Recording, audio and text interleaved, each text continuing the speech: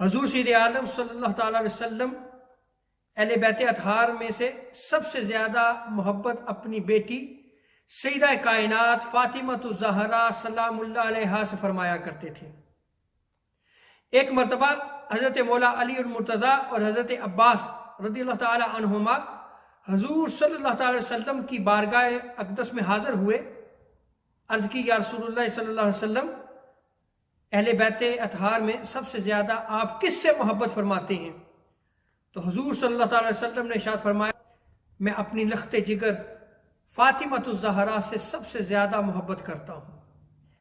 اور حضور صلی اللہ تعالی وسلم سیدہ کائنات سے اس قدر محبت فرمایا کرتے تھے کہ آپ سیدہ کائنات فاطمۃ الزہرا سلام اللہ علیہا کے بارے میں فرمایا کرتے، فداک ابی و امی، اے میری پیاری بیٹی، اے میری لخت جگر، میرے ماں باپ آپ پر قربان ہوں۔